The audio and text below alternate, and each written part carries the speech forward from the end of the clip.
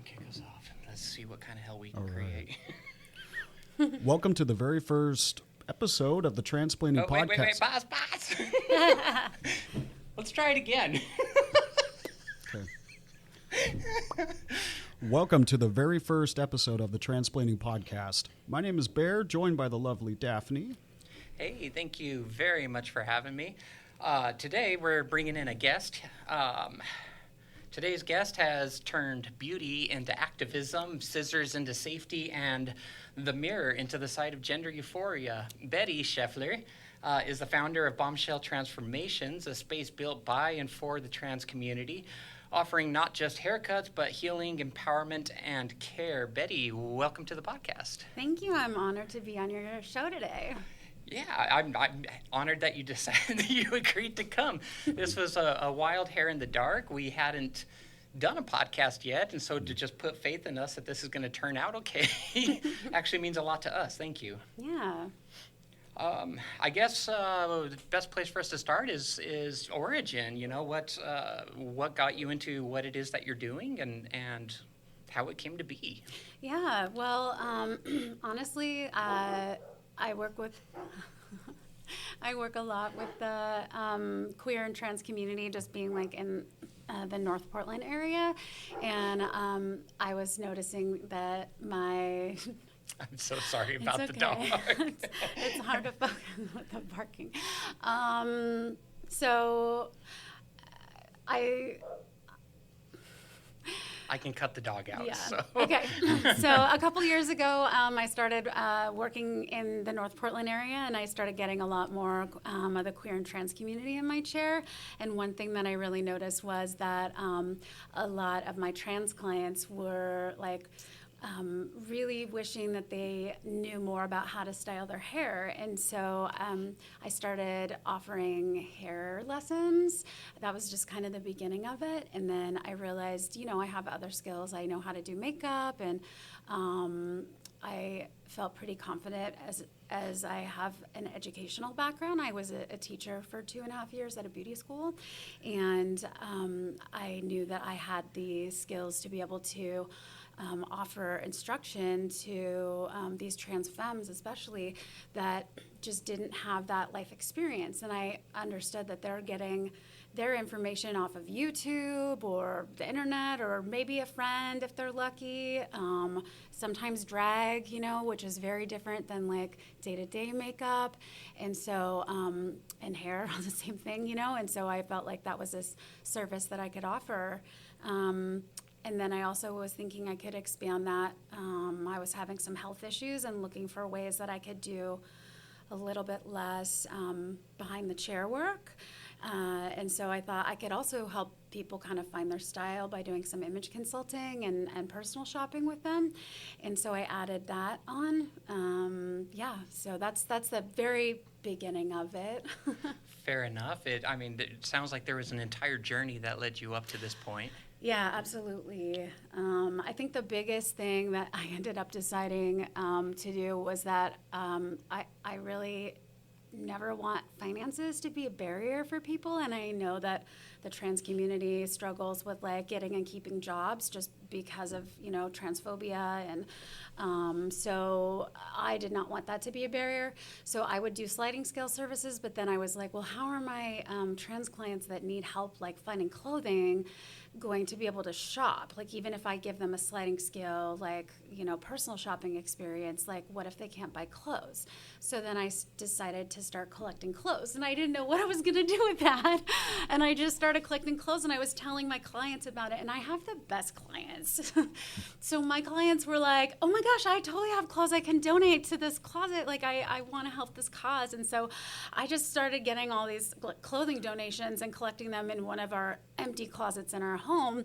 And then I ended up breaking our closet, basically, and my partner was like, you need to stop collecting clothing. And I was like, I can't stop collecting clothing because this is really important to me.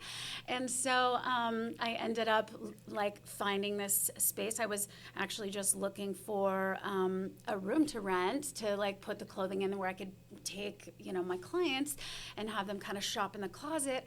And the landlord said, I really want to rent the whole space out to one person. And I had thought about opening my own salon before, and I kind of looked into the cost, and, you know, I decided to go for it, and things have just kind of evolved from there. Oh, I really hope that's still recording. Was there a moment where you realized this wasn't just about, beauty, and it became about affirmation?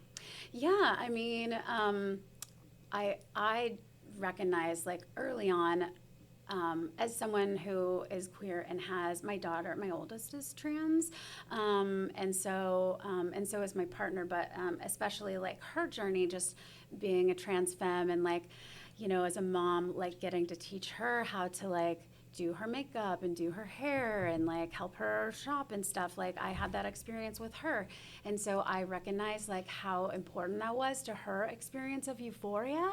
And so I really wanted to bring that to my other trans clients.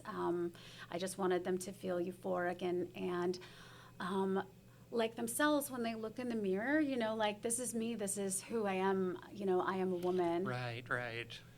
It's a hard thing coming out and trying to find that look that you feel comfortable with, and trying to be okay in a public space with that. And it's a giant step to go that far.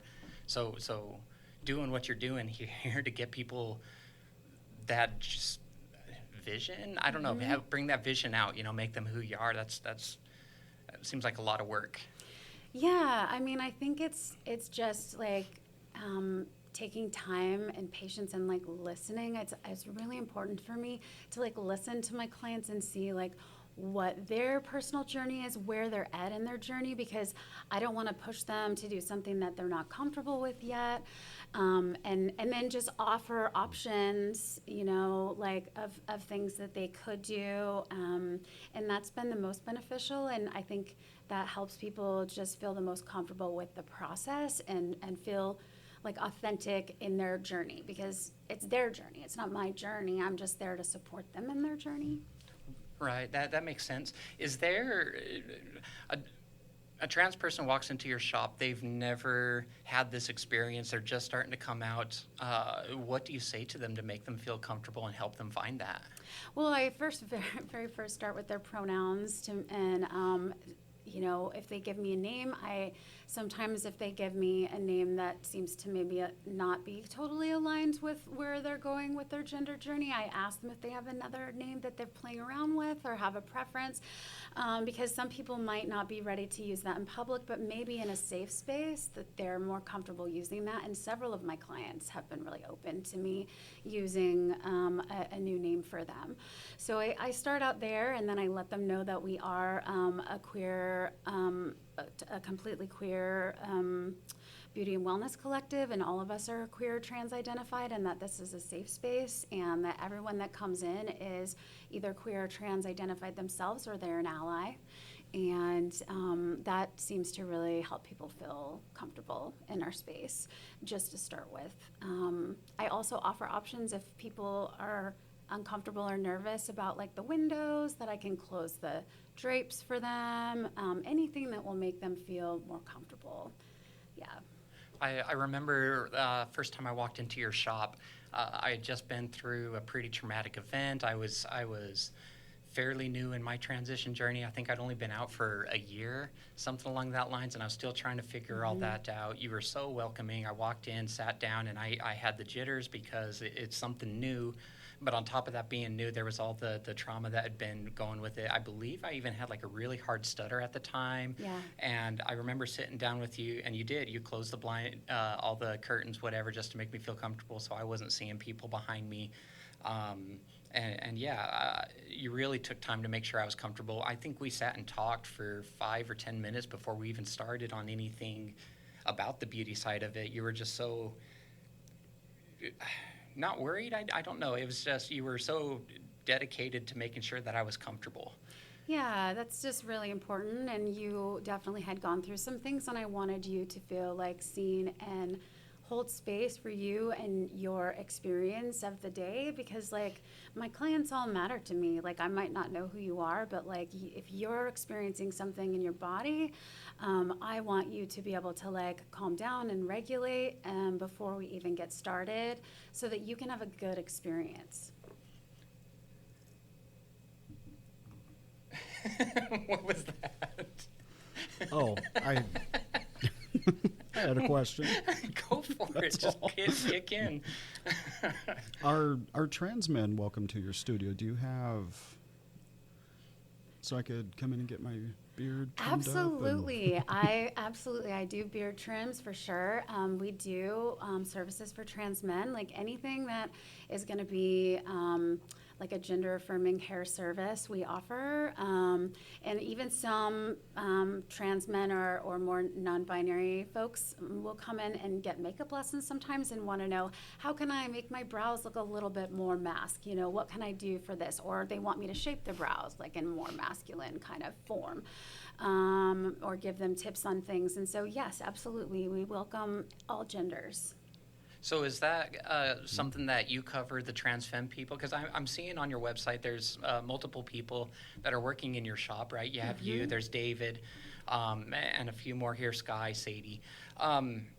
Does David cover the masculine stuff and you cover the femme, or how does that work? I do give him a lot of, I think because I do offer a lot more as far as like hair and makeup lessons. So I do take a lot, and I try to kind of balance out the clients that we get. So I do give David a lot more of the trans mask clients, but I accept trans mask clients as well. If someone particularly wants to see me, I would absolutely take them as a client. But I just, because I do more of that side and not as many of the trans mask clients are looking for hair and makeup lessons, then I want to give that business to David so that we're like more equal in what we do. Makes sense to me. How do you work with someone that's non-binary? They're kind of in the middle. They're trying to figure out where they're at, and it could be a mix of a lot of different mask and femme. And how do you work with that? Yeah, I mean, I think the key is really in like having a good consultation with them, kind of like what I talked about before, just like making sure that they feel safe in our space. And I ask them a lot of questions, like how do they identify, like how do they want to present, what things are they drawn to, do they have certain like hairstyles or like or queer kind of people that they look up to that maybe are celebrities. They're like, oh, I like this person's style or this person's style, or, you know, pictures are always good for me because then I can kind of understand and get a vibe. But I ask a lot of questions to really understand. And some people, you know, want to present one way one day and another way another day. And some people are more centered on like, no, I really want to kind of present in this more non-binary way, and this is how I want to do that. So I just try to respect people's wishes and just where they're at. So for somebody coming in and they don't quite know, it seems like pictures would be a really good way to help give you a vision on how to direct them then. It can, but I also ask certain questions, and I am a pretty good listener, I think, and so sometimes people will give you clues as to where they might be leaning with their gender journey, and so I try to just ask more questions for clarification to understand if they might be leaning this way, but maybe they're not comfortable yet. You know, maybe someone's leaning more femme, but they're like, I don't know, because of work and this and that. And then it's like, okay, well, it sounds like you are leaning more femme, but maybe you're not comfortable coming out at work yet. So how can we, you know, find a compromise and give you like a hairstyle that you can kind of femme up when you're in your safe space, and then you can kind of be more invisible at work. That's wonderful. That seems like for people coming out, it's a big step. It's a bit, you know, a lot of people are in spaces where it's not welcoming for them to come out. How do you work with that to help them find a way to be affirmed when they're not in a comfortable space where they can just totally change, you know, switch over like that? Yeah, that's a great question. I think that for me, like one of the things that I really want are Beauty and Wellness Collective to be is kind of like a one-stop shop where people can come and experience different services and get support that they need, but also that we can refer them to other services or have resources for them. So often, like, I encourage my clients to check out different maybe queer groups on Facebook, or maybe join like a meetup group or something, that they can get involved with community where they can have safe spaces, because it is hard when you don't have the support around you. And sometimes if I feel comfortable enough, I might like kind of bring some of my clients into my own community.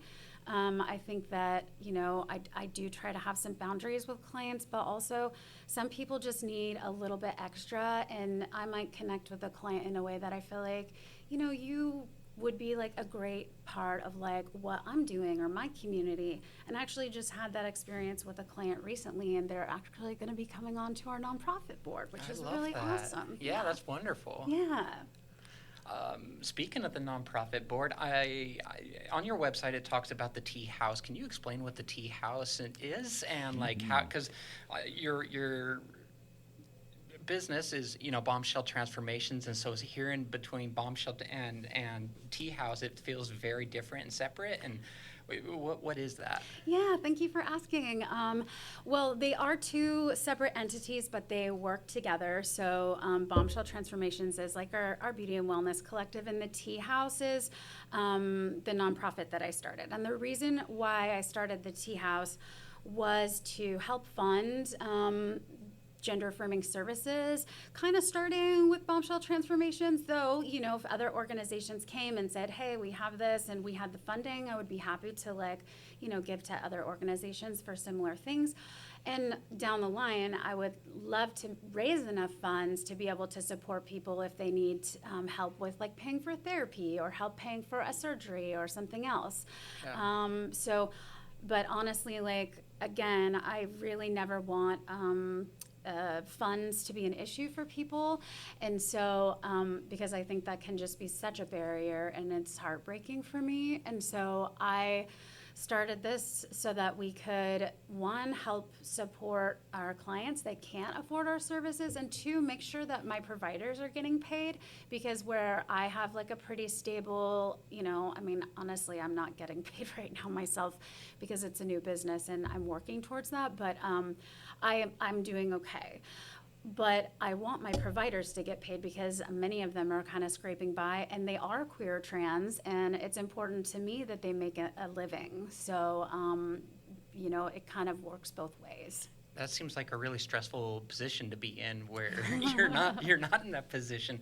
How are you managing, I guess, your own personal side versus the business? It overlaps a lot. I am so passionate about this that I do spend many, many hours, like, of my free time. Like, if I am at home watching TV with a partner, I will also usually be working on something online or reading up on something or whatever. So I'm kind of like always halfway. You know, there are times, obviously, when I'm with friends or family members that I put work aside and I am very present with them. But if it's something that I might not need to, like, give my full attention to, then I do a lot of work, because it's like, yeah, it's Bombshell, just running it is like a full-time business, and then doing the hair and makeup lessons and things like that is like another business, and like then the community support is another thing, and then the nonprofit is a lot. So what I am learning right now is to delegate, and I also am learning to like pick and choose what is really serving the community the most. Like we had a clothing closet since we opened, and that was actually the reason why I opened this space. And after doing this for almost 2 years, I have realized that the clothing closet isn't serving the community as much as I would like it to, and it's not really I think people that are struggling financially are not even like looking into image consulting services. It's not on their radar, you know? And so where people have come in like 2 or 3 clients a week maybe and gotten some clothing from us, it's something that is the workload for me is like I put in about 1+ day a week, like cleaning, organizing, going through sorting, and it's just like becoming overwhelming, and I don't have the funds to pay someone to come and do that. So what I have decided to do is kind of donate that to the Marie Equi Center, because they do a lot of work and they have a great clothing closet. And so the great thing is that's still going back to the trans community, and we can partner with them, but then I can like have space for maybe another provider to come on with us. Right. You've mentioned earlier, you mentioned that you sometimes have resources available for trans people. I know when I've walked into your shop, there's a whole stack of business cards laid on the table, affirming stickers, that kind of stuff. What role is all these external services playing to help your mission? Yeah.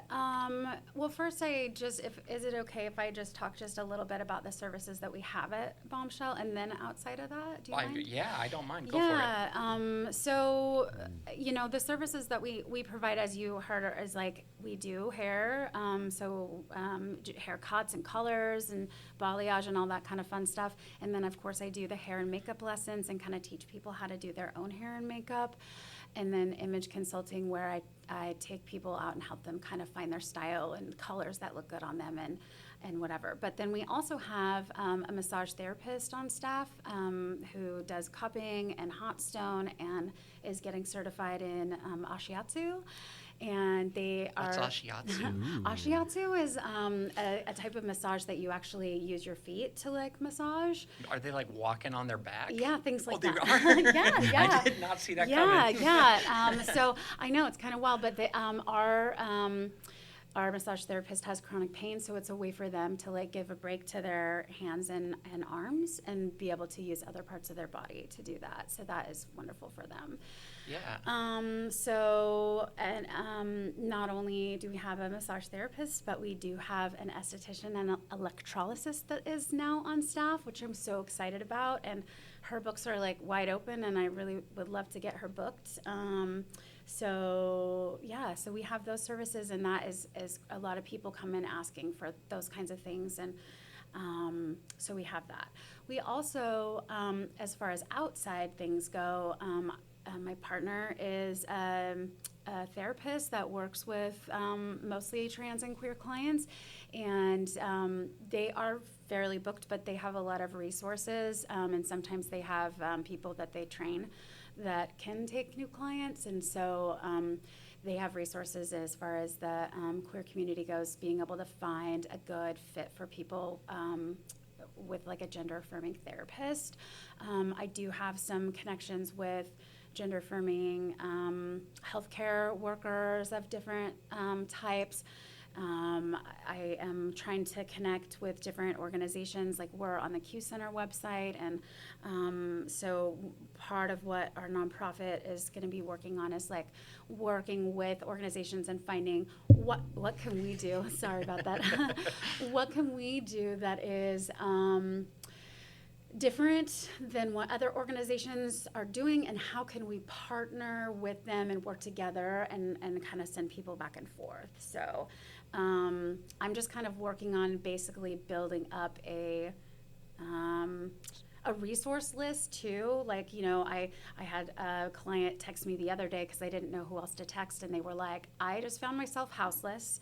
I'm out here. I only have a little bit of gas. I'm stranded. I'm scared. I don't know what to do. And I looked up resources for them, and I sent them information, and they were able to get help. So Wow. I want that quickly, so I don't have to be looking up in the moment. So I am compiling a list of resources so that if anyone like needs something like that, I can help them.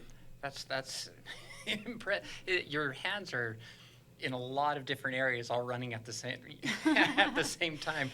That sounds like a lot to be carrying. Is there a specific story of one transformation that's happened that sticks with you whenever things get tough?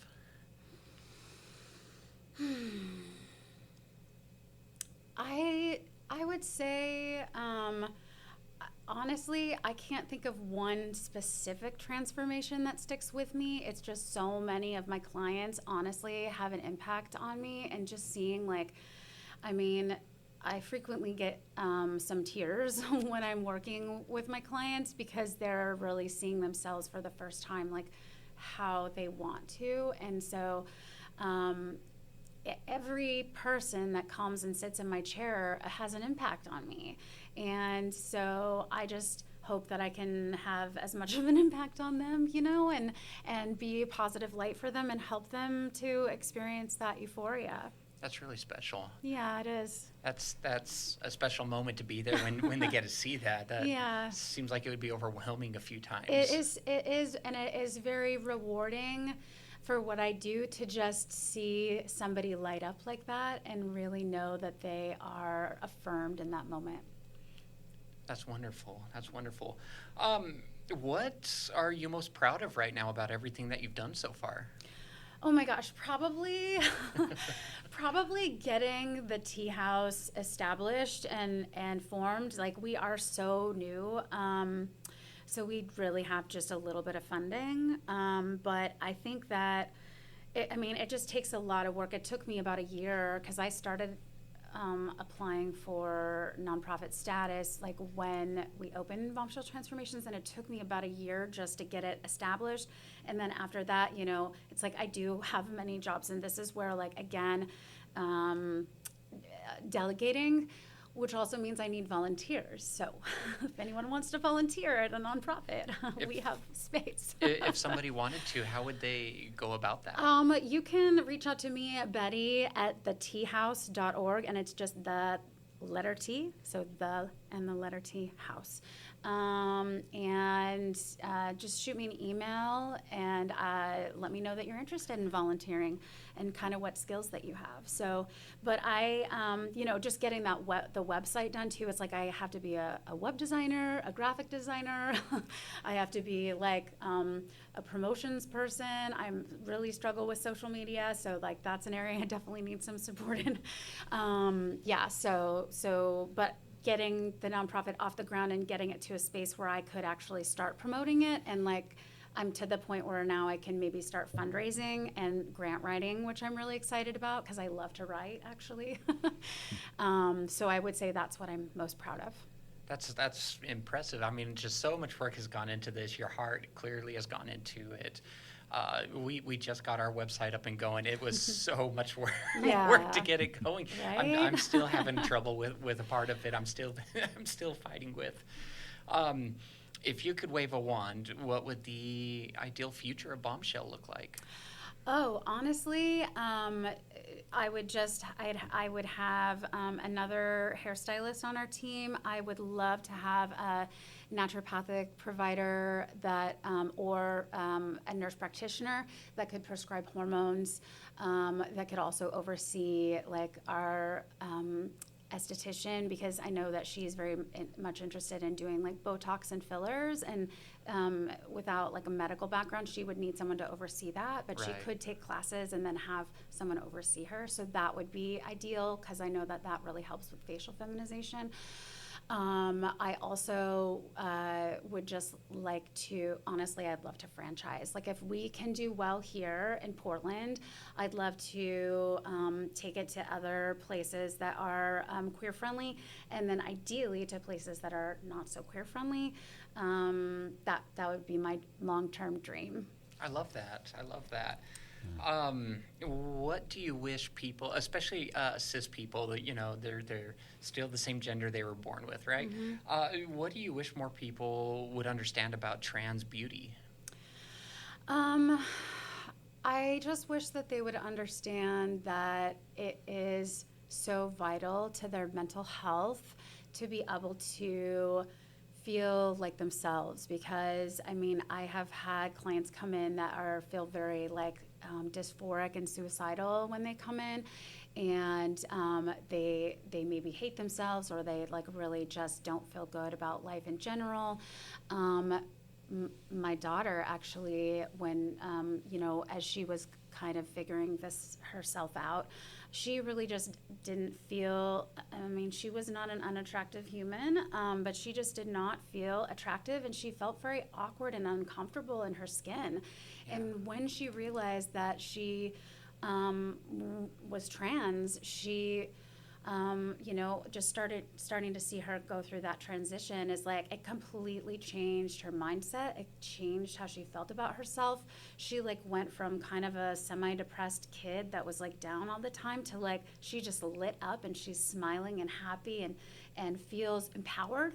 Yeah. And that is, I think that is a key word, and it is actually in our a mission statement. It's just like having these gender euphoric services empowers the trans community, and it's vital to their growth and their self-acceptance and their self-worth. Yeah. Yeah. Was there something that you've learned from doing this with all the clients? Is there something that's changed you? I think, early on especially, I mean, I learned something from all of my clients every day, and I consider myself a lifelong learner, but I would say really early on, before this was like probably 15 years ago, I had a trans client that I worked with, and I didn't totally understand pronouns at the time. It wasn't like talked about as much, and I did use she, her pronouns, but one time I asked, how her Father's Day was, and she's like, well, I've kind of been gendered out of like, a Parent's Day, and I was like, I felt so, like, it really just hit my heart, and I was like, wow, we don't have just like a Parents' Day that we celebrate. And Right. And then I also realized like I kind of like I didn't understand really what misgendering was at that point in time, but I realized that I said something that hurt her because I could see that look on her face, and it really made me think and process and like understand people's gender and their need to be acknowledged in that way and be respected in that way very early on. So like now when pronouns are a huge deal and people want to be seen and acknowledged in this way, it's been very easy for me, and it doesn't matter how people present. Like sometimes they might present in one way and their pronoun is completely different, and then that's just something that like you just need to respect that, it's super important, and like that makes that person feel acknowledged and like a human, and like everyone deserves humanity. I love that. If there is a trans person out there listening right now that's scared to take up space, what would you say to them? I would say that you deserve to take up space. You deserve to live life in a way that feels good to you, and you deserve to have community around you, and you deserve to feel affirmed and like yourself. And find places that are safe spaces, find places that you can build community and be comfortable being yourself, and surround yourself with those kind of people, because there's always going to be haters. There's always going to be family or friends that don't agree or don't understand, or strangers, lots of strangers. And you deserve to be supported and loved and have community around you. I love that. I love that. That's really special. I don't know, that message just carries so much love and empathy with it. I love that. If there is a trans femme person that wants to come out, but they're not in that safe space where they're able to come out and be able to maybe even make those changes that are visible changes for them, is there any kind of tip or trick that you can offer them of a way that they can feel more affirmed in who they are, maybe even in how they look without outing themselves? Yeah, I mean, I always just encourage people to take their process slowly in a way that feels comfortable for them. I've had clients come in that that they're just like, they're scared to come out, but then they just want to push that process just almost to force themselves. And I think that, finding a gender affirming therapist is a good first step to that process. Then, just like I said, like finding some community and places where they can express themselves in a more femme way. And then also just like, maybe they start growing out their hair and they have some options of like, okay, I can style it this way if I want to like, be under the radar, and I can style it this way if I want to have this. Or they can come in and get some makeup lessons that, if they're in a safe space, they can go and wear that makeup in that safe space, but then maybe they're not wearing it like at home or work until they feel comfortable and ready for that. I love that. Thank you. Mm-hmm. You have a big mission here. Where can people find you? Where can they support you to help make this dream come true? Yeah, thank you. So our website is Bombshell Transformations with an S .org. And then again, the letter T, house.org for our nonprofit. You can find all of our information for booking on there. You can find more information about our services and more information about like our mission and our goals. And on the T House website, you can find out more about how you can get involved. And you can always shoot me a text or an email. And I will respond fairly quickly, and I would love to help you out or have you join our team. I love that. Thank you so much. Thank you. And thank you for coming on the podcast. That really helps us out have a place to start. I guess I'd just like to end it by just telling the listeners, this is our first podcast that we've done. There's going to be a lot of growing that we have to do, figuring out how to put this whole thing together, figuring out how to be more present in what it is that we're doing. We just ask that our listeners, just be patient with us on this process. It's a journey for us too. You can also find us on all the socials and wherever you like to listen to your podcast, we'll be there. We do have a website. I just blinked really hard. Podcast.com. Transplaitingpodcast.com. Yes, so we do have a website there. On there is a way to contact us. So if you need to contact us or would be interested in being here on the podcast, feel free to shoot us a message, and we will do our best to facilitate that. And it's at Daphne at transplaitingpodcast.com. That's your email. That would be my email for people that are wanting to come on the podcast. Otherwise, they can just go to the website and fill out the contact us, whatever, and it will come back to us, and we'll see that. So thank you very much for being here, for listening, and Betty, thank you for coming on the podcast. Thank you